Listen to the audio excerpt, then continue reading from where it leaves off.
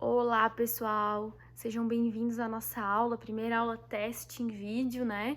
Algo bem novo, bem diferente devido a essa situação que nós estamos atravessando. Então, é novo para nós, professores, novo para vocês. Aos poucos a gente vai se ajustando, né? Eu pretendo, na próxima semana, já fazer a aula online junto com vocês, mas eu não consegui ainda configurar aqui o aplicativo para essa semana, mas para a semana que vem já vai estar tudo certo e nós já vamos nos encontrar ao vivo, né? Pelo aplicativo do Zoom. Mas aí, posteriormente, eu passo para vocês as instruções de como que vai funcionar. Mas hoje a nossa aula será em vídeo gravado mesmo. Então, nós vamos hoje aprender os elementos de configuração do vínculo empregatício. Para falar de relação de emprego, nós temos que saber que a relação de emprego ela é uma das espécies da relação de trabalho. Ou seja, relação de trabalho é um gênero em que nós vamos ter várias relações de trabalho e uma delas vai ser a relação de emprego. Por exemplo, nós vamos ter trabalho eventual, trabalho autônomo, contrato de estágio, contrato de parceria de salão de beleza, e uma dessas modalidades de contrato de trabalho é o emprego. Como que eu vou identificar quando é uma relação de emprego e quando não se trata de uma relação de emprego? Para ser relação de emprego, precisam estar caracterizados aí os elementos do vínculo empregatício, que é o que nós vamos ver agora. Então, para ser caracterizado o vínculo de emprego, vão estar presentes alguns requisitos. O primeiro requisito que está aí no material de apoio, vocês podem olhar, é a pessoa física. Eu até coloquei que não está no xerox do livro, mas a corrente majoritária classifica a pessoa física como uma dos elementos, dos requisitos do contrato de emprego, da relação de emprego. Então, primeira característica, o empregado tem que ser uma pessoa física que vai prestar serviços a uma pessoa jurídica ou física. Então, o empregado sempre vai ser pessoa física. O empregador poderá ser pessoa física ou pessoa jurídica. Por exemplo, no emprego doméstico, uma pessoa física, que é o empregado, que sempre vai ser pessoa física, presta serviços a uma pessoa física também. Então, o empregado será sempre pessoa física, mas o empregador poderá ser pessoa física ou pessoa jurídica. Segundo elemento de configuração do vínculo empregatício é a pessoalidade. Então, não basta que seja uma pessoa física, precisa ser uma pessoa física que tenha como característica a pessoalidade na prestação de serviços. O que é a pessoalidade? Pessoalidade é aquela característica que vai nos dizer que o empregado ele não pode ser substituído. Ou seja, a partir do momento que a Exucre me contrata para dar aulas de direito do trabalho, tem que ser eu. Porque o empregado, quando ele é contratado justamente por conta das suas características pessoais. Por esse motivo, não basta que a aula seja dada por qualquer pessoa, tem que ser aquela pessoa que foi contratada para exercer aquele ofício, certo? Diferente de eu ligar para algum lugar e pedir a prestação de um serviço e vir A, B ou C aqui na minha casa prestar algum serviço, certo? Para ser emprego, tem que ser aquela pessoa. Eu contratei o fulano de tal e o fulano de tal que tem que comparecer. Em situações específicas e pontuais, esse empregado pode se fazer substituído, mas sempre com a concordância da empresa para essas hipóteses acontecerem, tá? É isso que nós chamamos de fungibilidade nas relações de trabalho. O empregado não pode se fazer substituído, exceto com a concordância do empregador. Então, nós já vimos que o empregado tem que ser pessoa física, tem que ter pessoalidade, ou seja, tem que ser ele que foi a pessoa específica contratada para aquele ofício. Terceira característica, terceiro requisito, né, de configuração de vínculo, tem que haver a característica da habitualidade. Habitualidade é expectativa de retorno. Então, a partir do momento que eu tenho uma relação de trabalho e eu quero saber se essa relação é de emprego ou uma das relações de trabalho, para saber se é emprego, eu vou ter que analisar se é pessoa física, se tem pessoalidade e se ele é habitual, se aquela prestação de serviços é habitual, é rotineira, é cotidiana, se ele vai todos os dias realizar aquela atividade, se ele vai 3 vezes por semana, toda semana, ou se toda terça e quarta ele tá lá realizando aquela atividade. Então, assim, não é que tem que ser todos os dias, mas tem que ter uma expectativa de retorno.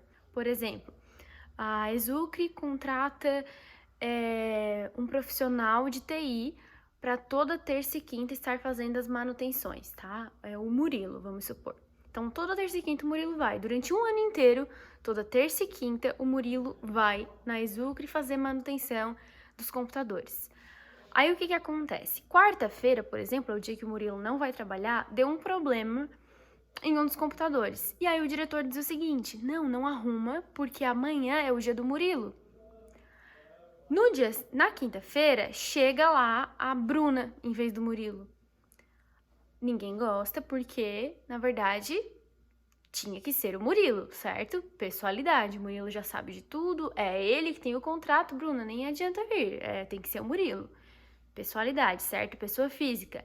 E a habitualidade também está configurada, por quê? Porque eles deixaram de fazer na quarta, sabendo que ele vinha na quinta. E isso é a expectativa de retorno.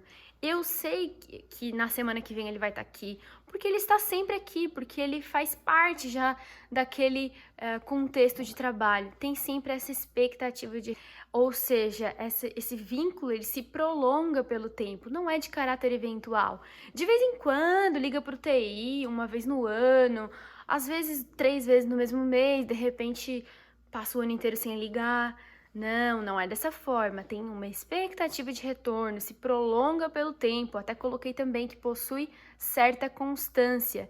Está ali no material. O que caracteriza a habitualidade não é a prestação diária do trabalho, mas sim o sentido de permanência e de prolongamento no tempo que a prestação de serviços tem.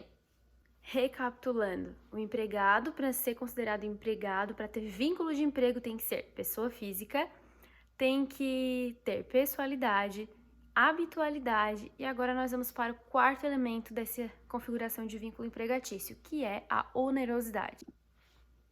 A onerosidade nada mais é do que a ideia de que, para que essa relação jurídica seja considerada em emprego, vínculo de emprego, tem que haver a estipulação ali de uma contraprestação. Então, um trabalha e o outro recebe. Um paga e o outro trabalha. Então, sempre vai haver a questão da onerosidade. Onerosidade é o fato de haver recebimento, pecúnia, dinheiro, né? Pela execução daquelas atividades estipuladas naquele vínculo, né, naquela relação jurídica de trabalho. Por último, nós vamos ter como quinto elemento das relações de emprego a subordinação. A subordinação é uma característica, um elemento, né, um requisito de reconhecimento de vínculo empregatício que vai nos trazer, então, que esse empregado, essa pessoa que está prestando serviços para alguém, ela tem que ser subordinada a essa pessoa para que essa relação jurídica seja considerada emprego. Ou seja, vai haver uma pessoa que vai comandar a execução dos trabalhos, como vai ser feito o trabalho, qual horário vai ser feito o trabalho, ele vai ter o poder de disciplina, aquele empregador vai ter o poder de direcionar a execução das atividades. E a tudo isso, esse empregado vai ser submetido, vai ser submisso, certo? Então, assim, a subordinação, coloquei no material de apoio, decorre do fato de que o empregado transfere ao empregador o poder de direção. Então, esse empregador define como, quando, de que forma essas atividades do contrato de trabalho serão realizadas. E, em contrapartida, o empregador assume os riscos da atividade econômica, ou seja, se tem lucro, vai para o empregador, se tem prejuízo, o empregador que sofre. Então, ele assume os riscos da atividade, mas ele vai comandar o trabalho dos seus empregados. Então, para ter configuração de vínculo empregatício, precisa ter subordinação. Então, pessoal, por que é importante compreender esses elementos dos requisitos do vínculo empregatício? Porque nós vamos ter várias modalidades de contrato de trabalho. Nós vamos aprender várias formas de trabalho. Só que para identificar dentre essas formas o que é emprego, a gente vai precisar analisar cada um desses requisitos para verificar se essa relação é uma relação de emprego ou uma relação de trabalho. Se for uma relação de emprego, ótimo, as normas da CLT vão se aplicar a essa relação de emprego.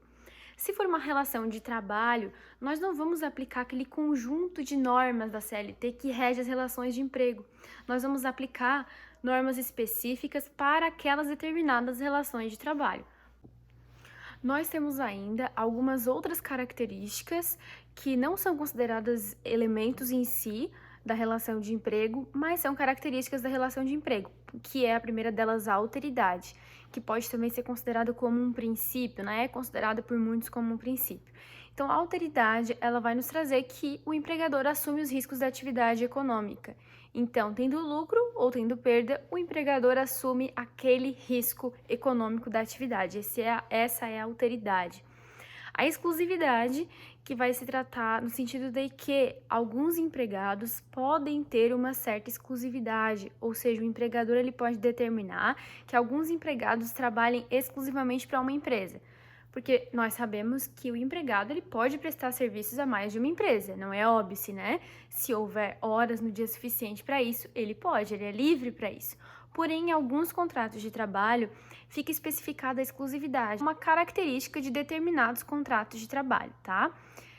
Por fim, o local da prestação de serviço também não é um elemento de validade, ou seja, um empregado pode ser considerado para prestar serviços no local onde fica a empresa ou até mesmo fora das dependências da empresa, como é o caso do teletrabalho, em que o empregado trabalha de casa, né? E não deixa de ser considerado trabalho. Então, esses três elementos, a alteridade, a exclusividade e o local de trabalho, eles podem integrar, ser características do contrato de trabalho, mas não que eles são considerados requisitos de validade. Então, agora que nós já sabemos o que é necessário para configurar uma relação de emprego, nós vamos analisar situações, formas de trabalho, contratos de trabalho, relações de trabalho que não são relações de emprego, porque justamente alguns ou apenas um desses requisitos não vai estar presente. Porque para ser relação de emprego é necessário que todos os 5 requisitos estejam presentes. Não basta que sejam 1, 2, 3 requisitos. Os 5 têm que estar presentes para que seja caracterizada a relação de emprego. Se um não estiver presente, já se torna uma relação de trabalho. E a partir de agora nós vamos ver quais são essas hipóteses em que vai faltar apenas 1 ou 2 elementos que serão as relações de trabalho. A primeira relação de trabalho que nós vamos verificar é a relação de trabalho do profissional autônomo. Então, o profissional autônomo é aquela pessoa física que exerce habitualmente ou por conta própria atividade profissional remunerada. A independência e a habitualidade são notas características desse tipo de trabalho, né? Tô lendo ali o conceito que eu postei no material de apoio para vocês. Então, um profissional autônomo, aquele que trabalha por conta própria, ele tem livre poder de atuação. Ele decide a forma como ele vai executar os trabalhos. Por exemplo, o profissional autônomo, ele pode recusar determinados trabalhos, ele pode escolher o dia que ele vai exercer o trabalho, estar disponível ou não naquele horário que ele vai exercer o trabalho. Vamos analisar aqui.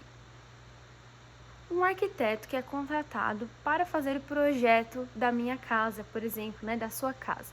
Esse arquiteto, ele é pessoa física? Sim. Tem o requisito da pessoalidade? Tem que ser ele ou pode ser qualquer um? Tem que ser ele, né? Geralmente, quando a gente contrata um arquiteto, a gente quer que ele, aquele arquiteto que foi fazer a visita, ele que execute o projeto, que cuide do projeto, enfim, ele é pessoalidade. Tem habitualidade, expectativa de retorno? Com certeza, eu sei que eu vou encontrar com ele hoje, eu sei que eu vou encontrar com ele semana que vem ou daqui 15 dias, então eu vou ter uma habitualidade. Tem também onerosidade? Tem onerosidade, porque vai ser feito o pagamento. Então, tem pessoalidade, tem habitualidade, que é a expectativa de retorno, tem onerosidade. E o quinto elemento, que é o último que falta para caracterizar o vínculo empregatício, que é a subordinação, ele não tem. Então, o profissional autônomo, ele justamente é autônomo porque ele quase preenche os requisitos de vínculo empregatício, mas ele não preenche porque ele não tem subordinação. O que isso significa? Apesar de quem contrata delimitar algumas diretrizes, né, de como esse trabalho vai ser realizado, ele que vai atuar de forma livre, podendo recusar, podendo atender, podendo delimitar, olha, terça-feira eu posso semana que vem. O empregado, ele não tem esse poder. O empregado, ele está sujeito ao seu empregador e o autônomo não. Então, a diferença entre o autônomo para o empregado contratado, para aquele empregado que vai ter o vínculo empregatício, é justamente a configuração desse elemento da subordinação que não está presente na relação do trabalho do autônomo. Então, o autônomo, ele não é empregado. O autônomo, ele tem uma relação de trabalho. É claro, né, pessoal, que tem autônomos que são contratados como autônomos, mas na verdade eles são subordinados aos seus empregadores. Nesse caso, nós temos uma clara situação em que, caso esse autônomo vá ao Poder Judiciário para conseguir vínculo, ele vai conseguir porque ele era subordinado. Então, para ser autônomo, não pode ter subordinação. Ele escolhe como ele vai realizar aquelas atividades que incumbem a ele nessa relação de trabalho. Então, os profissionais autônomos, eles são, em sua maioria, os profissionais liberais. Médicos, engenheiros, dentistas, advogados. Também nós vamos ter autônomos, montadores de imóveis, pedreiros, carpinteiros. Vamos ter diversos tipos, profissões em que o trabalhador vai ser autônomo. Porque o que define se é autônomo ou não, não é a profissão, não é o fato de ser engenheiro, o fato de ser advogado. Porque pode ter um advogado que tem vínculo empregatício. O que vai definir é a presença dos 5 requisitos para a configuração do vínculo empregatício. Então, A segunda relação de trabalho que nós vamos ver é o trabalho eventual. O trabalho eventual, ele é muito parecido com o trabalho autônomo, porque também existe essa liberdade, não existe subordinação, só que a diferença do trabalhador eventual é que o serviço ele é prestado de forma esporádica. Então, lembram que eu falei que no autônomo nós temos uma expectativa de retorno daquele arquiteto que está fazendo a casa, um advogado que está cuidando de um processo, vai ter expectativa de um retorno, certo? Esses são os autônomos. Já no trabalhador eventual, ele prestou um serviço de natureza esporádica, que é o famoso bico, Então, esse trabalhador que trabalha de forma eventual, ele não tem vínculo empregatício. Por exemplo, eu chamo aqui para minha casa para fazer um serviço, um pintor. Aí ele vem, trabalha 5 dias, resolve a obra. Daqui a 4 meses eu chamo para pintar um outro quarto, por exemplo, ele vem e pinta. Não tem como ele pedir vínculo empregatício, porque ele é um trabalhador eventual, ele não vai ter o requisito da habitualidade. Então, o nosso conceito é o trabalhador eventual é a pessoa física que presta serviços de curta duração, é rapidinho, é um trabalho aqui, é um bico ali, para vários tomadores de serviço. Não tem habitualidade, não tem continuidade. E geralmente, pessoal, a doutrina classifica o trabalho eventual como atividades menos profissionalizantes. Mas isso é só mesmo para uma forma de entender melhor, compreender melhor quem é o trabalhador eventual, tá? Então, quando a gente tratar de trabalhador eventual, nós vamos lembrar de curta duração, eventualidade, presta uma vez aqui e uma vez daqui um tempão. Não existe a habitualidade. A terceira forma de trabalho que não é emprego são os trabalhadores avulsos. Nas cidades onde tem os portos que fazem importação e exportação de produto, existe uma demanda muito grande para os empregados ajudarem a colocar aquelas cargas para dentro dos navios, Então, o que se possibilitou? Já é uma forma muito antiga de trabalho, que é o avulso. Então, dentro desses portos, existe lá uma salinha que é chamada de órgão gestor de mão de obra. E dentro desses portos, esses trabalhadores, eles comparecem nesse órgão gestor de mão de obra, cuja sigla é OGMO. Esses empregados comparecem lá, eles dão um nome, fazem um cadastro, e quando esse órgão souber que vai ter um trabalho no porto, um navio vai aportar ali, que vai precisar descarregar ou carregar aqueles containers, eles informam, eles chamam essa lista de trabalhadores avulsos, e esse órgão vai chamar esses trabalhadores, para prestar esse serviço de forma avulsa. Então, são chamados trabalhadores avulsos. Eles não são empregados do porto, não são empregados do OGMO e não são empregados da empresa de comércio exterior. Justamente, eles são trabalhadores avulsos que são chamados por esse órgão gestor de mão de obra. Então, aí, a Lei 12.815 de 2013, ela vai regulamentar esses trabalhadores que trabalham em portos. Portanto, eles não são empregados, eles são trabalhadores cuja regulamentação da atividade está prevista numa lei específica, tá? Então, não é uma relação de emprego, é uma relação de trabalho. Porém, nessa lei, restou estipulado que esses trabalhadores terão direito a diversas verbas trabalhistas, como, por exemplo, 13º, 1/3 de férias, FGTS, recolhimento de contribuição previdenciária. Então, vários direitos que os trabalhadores com vínculo empregatício têm, esse avulso portuário vai ter, mas ele não é empregado, ele é trabalhador avulso portuário, cujo trabalho é organizado pelo OGMO, mas não é vínculo de emprego. Nós temos também trabalhadores avulsos, chamados avulsos não portuários, que são aqueles trabalhadores que vão trabalhar aí com carregamento e descarregamento de mercadorias, carregamento e descarregamento de cargas. Vai funcionar de forma bem semelhante aos portos, porém, esse órgão que vai fazer a gestão da mão de obra, ligar, convocar e depois efetuar o pagamento, né? É o sindicato. Os trabalhadores avulsos não portuários são aqueles que vão trabalhar com carga e descarga, né? Estão regidos pela Lei 12.023 de 2009, que especificou quais as possibilidades de trabalho desses trabalhadores avulsos, né? Então, eles somente poderão ser contratados para essas atividades que a lei estabeleceu, que é carregamento e descarregamento de cargas, ensacamento, reordenamento de mercadoria, reparação de carga, arrumação, empilhamento, transporte. Então, ali tem um rol mesmo de hipóteses legais em que esses trabalhadores poderão ser contratados, tá? Então, o que é importante de saber aqui é que a gestão da mão de obra é feita por esses órgãos, porém, não há vínculo com ninguém nessa relação, apenas uma relação de trabalho. Foi lá, trabalhou, recebeu, foi embora.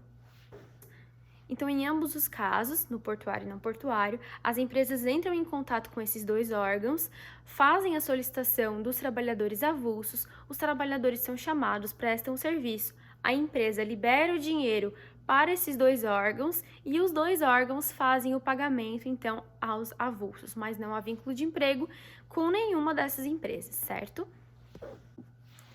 Nós temos também o contrato de trabalho voluntário. Contrato de trabalho voluntário não é como, por exemplo, eu decido trabalhar de graça para uma empresa. Não. Contrato de trabalho voluntário vai sempre envolver uma atuação filantrópica. Então, é quando alguém decide por um bem maior, por um motivo psicológico, emocional, espiritual, prestar um trabalho de natureza filantrópica para alguma instituição, para alguma empresa, enfim. Precisa haver esse ânimo por causas benevolentes para ser considerado trabalho voluntário, e nesse contrato de trabalho voluntário não há pagamento de salário por óbvio, não há o requisito da onerosidade. Outra possibilidade legal de contrato de trabalho que não é emprego são os contratos de trabalho temporário. Os contratos de trabalho temporário vão ser regidos também por uma relação tríplice, né? Uma relação de três sujeitos. O primeiro sujeito é o trabalhador. Então, nós vamos ter a figura do trabalhador, nós vamos ter de um lado a empresa que vai tomar os serviços desse trabalhador e numa outra ponta nós vamos ter a empresa que vai intermediar essa relação entre o trabalhador e a empresa tomadora. Então, essas empresas que fazem essa intermediação, esse órgão, é chamado de empresa de trabalho temporário. Então, essa empresa que precisa de um trabalhador temporário, ela liga para a empresa de trabalho temporário e faz a solicitação de um empregado, de um trabalhador. E essa empresa, responsável pela gestão de contratos de trabalho temporário, vai fornecer um empregado para essa empresa tomadora. Não é terceirização, tá, pessoal? Aqui é realmente trabalho temporário. O trabalho temporário possui algumas regulamentações, né? Por exemplo, só vai ser lícito em caso de contratação em duas hipóteses. A primeira é por substituição transitória de empregado permanente, ou seja, caso na empresa tem algum empregado que se afastou por auxílio-doença, tem algum empregado que vai tirar férias, uma licença remunerada e precisa de alguém para substituir, essa empresa pode procurar uma empresa de trabalho temporário e solicitar um trabalhador para preencher esse cargo naquele período, tá? Então, uma das hipóteses é quando há afastamento temporário de um dos empregados. E uma outra hipótese é quando tem uma demanda complementar de serviços. Então, por exemplo, chegou no inverno, o restaurante ali tem uma demanda muito alta por conta do inverno, pode contratar um trabalhador por contrato temporário, pode. Não vai ter vínculo de emprego, vai ser um contrato de trabalho, tá? Então, tem essas hipóteses legais, que são as únicas hipóteses que são admitidas a essa contratação, e o período máximo é de 180 dias de contrato. Próxima forma de contrato de trabalho que nós vamos ver que não é emprego é a relação do estágio. Então, a atividade do estágio ela é regida pela Lei 11.788 de 2008. O contrato de estágio também vai ser uma relação tríplice, né? Formada por 3 pessoas, uma em cada parte desse meu triângulo. Primeiro, nós vamos ter a figura do estagiário. nós vamos ter também a figura da instituição de ensino e nós vamos ter também a figura da parte concedente, aquele escritório que vai conceder, aquela empresa que vai abrir as portas para receber esse estagiário, para que ele possa aliar a teoria com a prática da atividade. Então, o contrato de estágio, ele tem algumas características e alguns requisitos específicos. Por exemplo, para ser tido como válido, precisa de um documento escrito com a participação desses três sujeitos, a parte concedente, a instituição de ensino e o estagiário.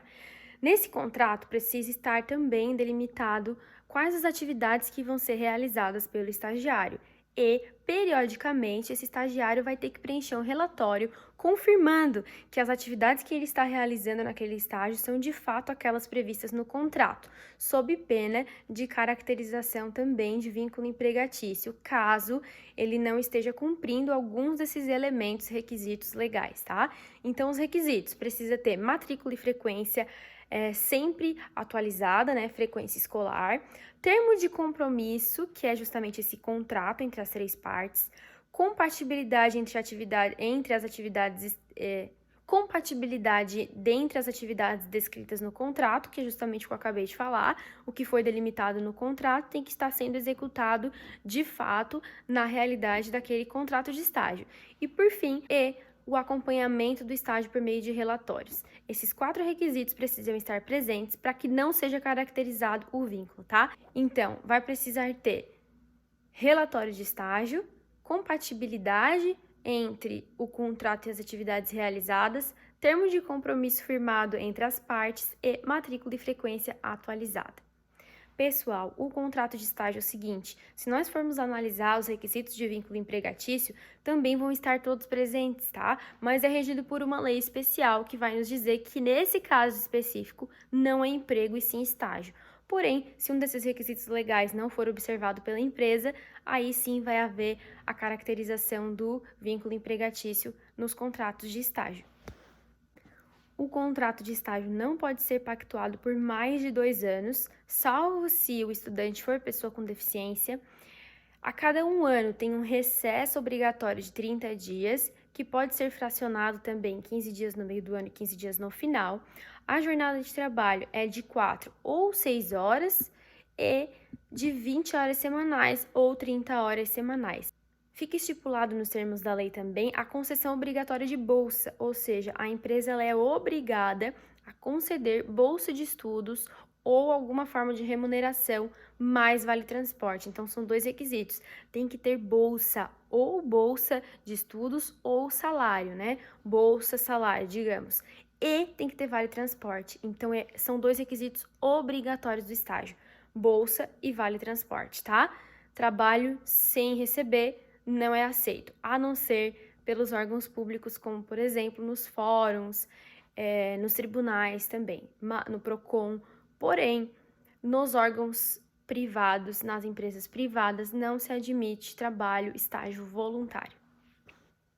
A última forma de relação de trabalho que nós vamos ver é a terceirização, que também é uma relação tríplice entre o empregado, uma empresa prestadora de serviços e uma empresa tomadora de serviços. A empresa prestadora de serviços é quem vai estar emprestando esse empregado. E a empresa tomadora de serviço é a empresa que vai estar tomando o serviço desse empregado. Então, por exemplo, eu tenho a Rafaela, que ela é faxineira na empresa Conservar Limpezas Limitada, tá? Então, a Rafaela é faxineira nessa empresa. E a empresa Exucre está precisando de faxineira. Então, a empresa Exucre faz um contrato de natureza civil com essa empresa Conservar para ceder empregados para realizar a faxina uma vez por semana na Exucre. E aí fica estipulado que serão 3 empregados, por exemplo, toda semana que irão lá fazer faxina. E a empresa Conservar, ela vai, de acordo com a delimitação desse contrato, ela vai selecionar alguns empregados de forma sortida, porque não vai ter a pessoalidade, né? Então, ela vai selecionar algum desses empregados para ir lá realizar a limpeza e voltar, ou para ficar, de fato, prestando serviços lá naquela empresa. Então, eu vou ter uma relação tríplice entre um funcionário que é cedido pela empresa para trabalhar em outro lugar, e essa é a terceirização.